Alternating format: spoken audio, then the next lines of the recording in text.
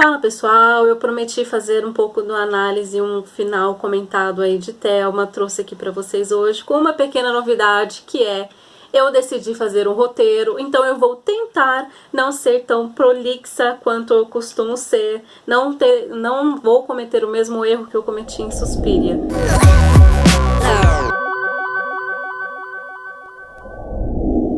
Bom, de forma simplificada, a parte mais óbvia do que a gente pode tirar desse filme é que Thelma é um drama supernatural de amadurecimento, autodescoberta e rompimento com a figura dominante do pai.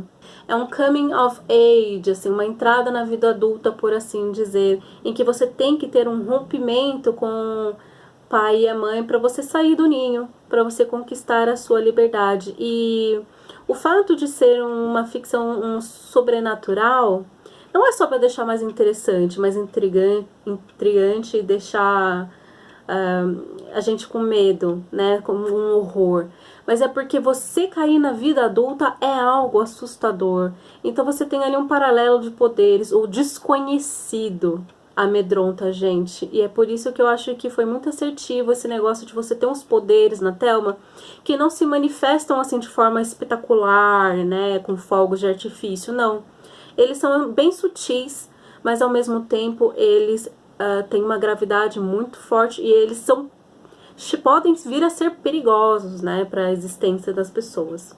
Resumidamente, o que nós tivemos foi uma jovem criada em um lar cristão, em uma cidade pequena, e aí eu tenho que enfatizar essa parte da criação cristã, tanto pela questão da moral dela, no quesito de se relacionar, usar drogas, entre outros, como nos símbolos que são utilizados ao longo do filme, seja a serpente, que ela é interpretada de várias maneiras, o que eu achei genial, quanto a questão da água, do fogo, tudo ali que está no filme está ali para um propósito.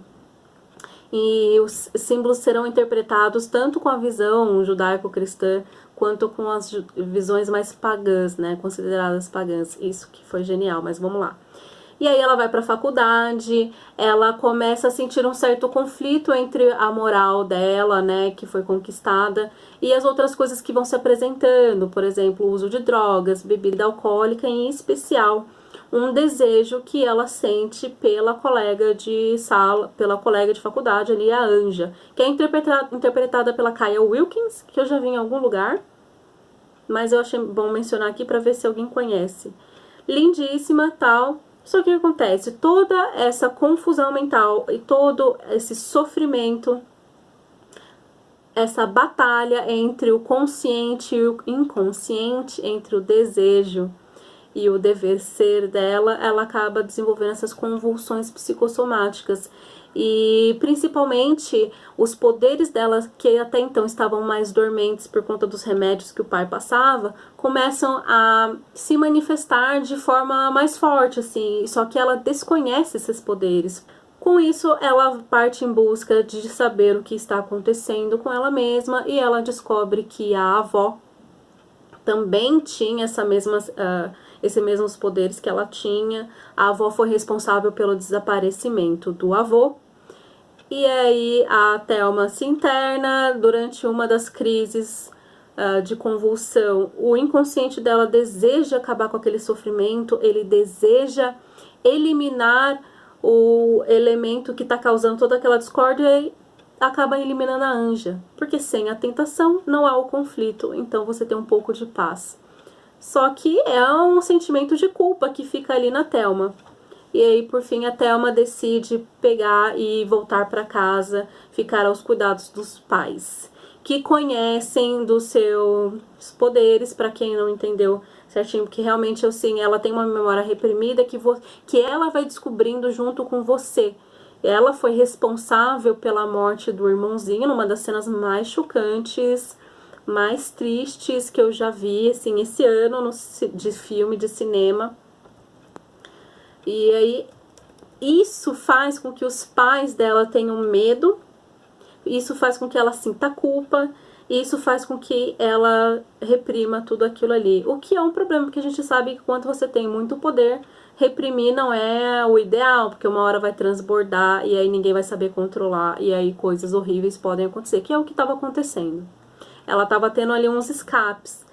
A ideia dos pais inicialmente é mantê-la medicada, o pai dela é clínico geral, ele tem acesso aos remédios, só que eles começam a sentir que não vai ser bem assim, e aí eles cogitam matá-la. O que não é uma novidade, porque na primeira cena nós já temos ali a jovem Thelma olhando para o cervo, viado, não sei, e você achando que o pai a levou para caçar, você descobre que o pai estava apontando a arma para ela, e ele não tem coragem de atirar. E aí eu preciso dar um ponto positivo pro filme, que é, ele não coloca os pais dela naquele estereótipo de pais religiosos, conservadores, cristãos, que tem medo, que não sei o que, não sei o que. Eu acho que os pais dela se importam genuinamente com ela, seja naturalmente, seja porque isso foi um desejo dela, tá? Isso aí é até uma questão que a gente tem que colocar no final.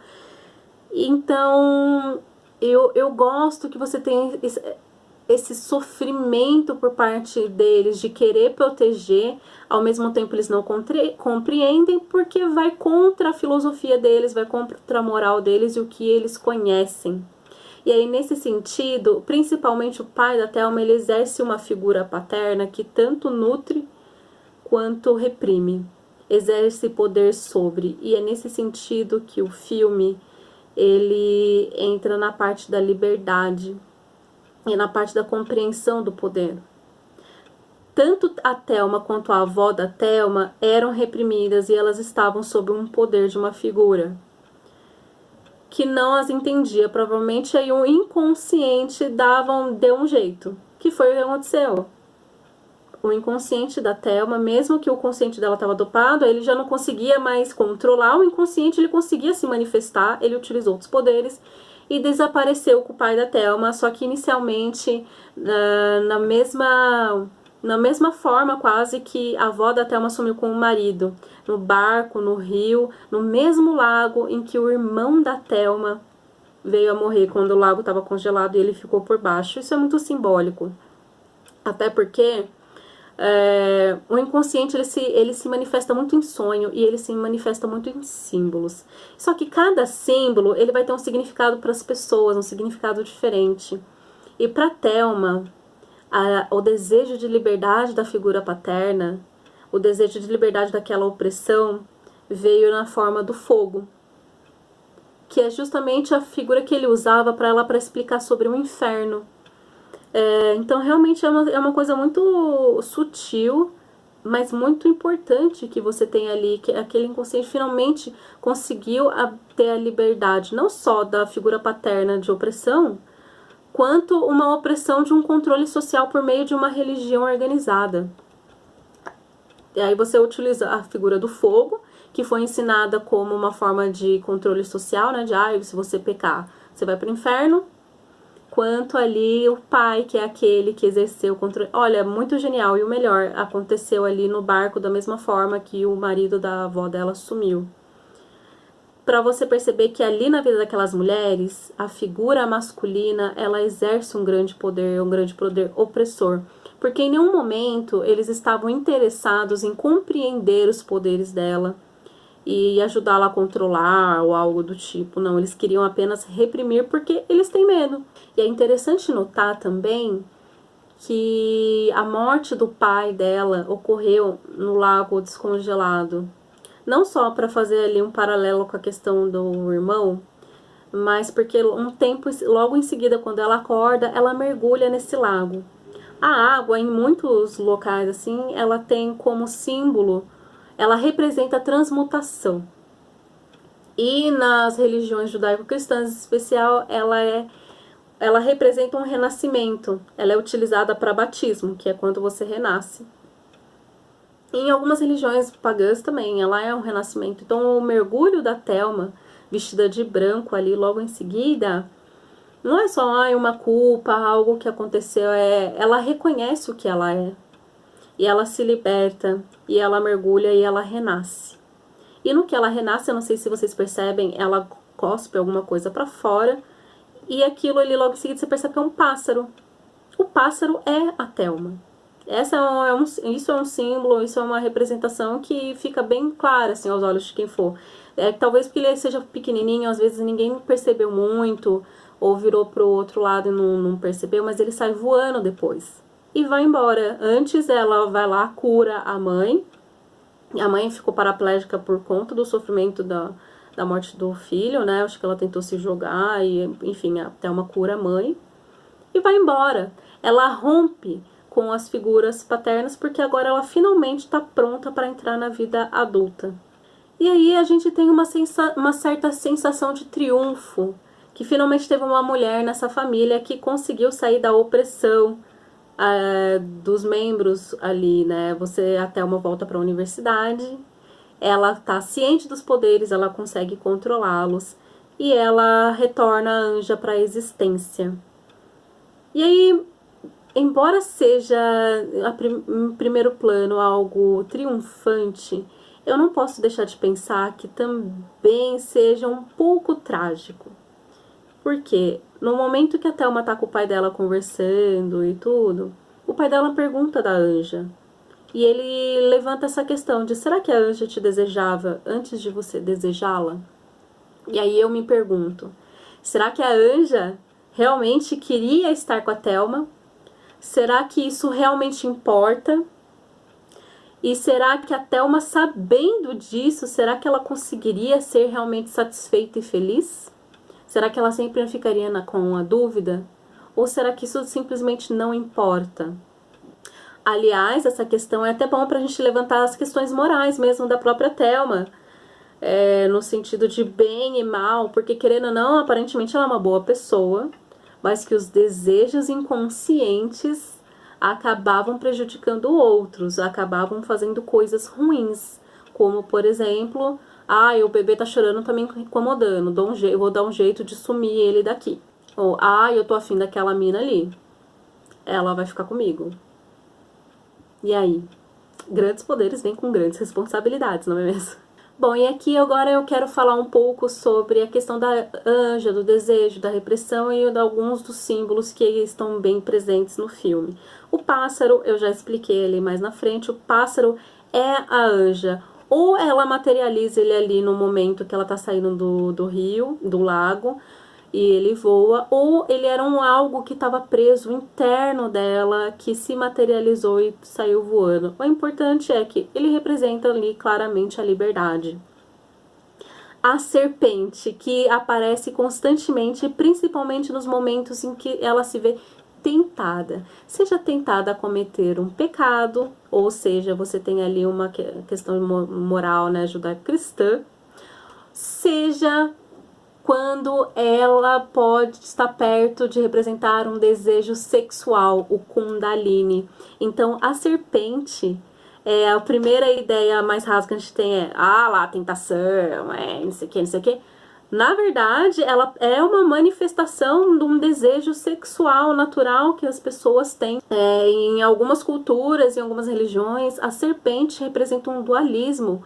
Ela representa renascimento. Ela representa o bem e o mal. Ela representa também a moral da Thelma. E aí fica essa dualidade. Você tem de um lado uma ideia de pecado, do outro lado um desejo sexual e renascimento. Esse desejo sexual, ele pode estar tanto do lado do construção e renascimento, como esse desejo sexual pode estar do lado do pecado destruidor. Acho que vai dar moral da Thelma. E por fim, bom, eu boto aí também essa questão do complexo paterno, gente, com o pai, né? Ele é uma coisa que Freud mencionou muito, mas ele mencionava muito de relação de menino para pai. E aí o Carl Jung, ele adicionou a menina também, e aí ele entra nessa questão da opressão paterna e tudo mais. Então, nesse sentido, quando eu falo da questão da opressão tal, eu acho que eu vou pro lado mais junguiano, assim, da coisa, tá? Porque Freud, por mais que ele tenha os alicerces ali da psicanálise, a meu ver, ele falta um pouco quando o quesito é mulher. E esse filme é uma análise da psique feminina, da posição feminina ali dentro da família, dentro da sociedade, dentro de tudo. Agora, por fim, eu preciso falar da direção e da fotografia com o uso inteligentíssimo do plano. Quando você tem a Thelma lutando contra ela mesma, quando precisa representar a agonia, eles colocam ela em primeiro plano, assim, bem forte, bem grande, assim, pra você sentir no olhar dela e na atuação excelente da menina ali, ela não entende o que ela é, ela não entende. E aí, ao mesmo tempo, um tempo depois, eles colocam essa mulher, que é super poderosa, ao final você descobre que ela tem um mega poder, e eles colocam ela num plano bem geralzão, assim, ela é bem pequenininha lá no meio de todos aqueles alunos da universidade e tal, todos eles vivendo de forma bem ordinária, uma vida, um cotidiano ordinário, só que dentro daquele cotidiano ordinário você tem algo que é tão extraordinário que ninguém consegue reconhecer, um perigo iminente, talvez. Bom, mas por fim, isso aqui tá uma análise bem superficial de Thelma, eu não sei o que vocês acharam ou não, digam aí o que vocês podem contribuir aí sobre o filme, podem deixar nos comentários. Eu me apaixonei demais pelo filme. Mas digam aí o que vocês acharam, deem mais dicas de filme pra gente comentar e eu fico por aqui. Beijos, tchau!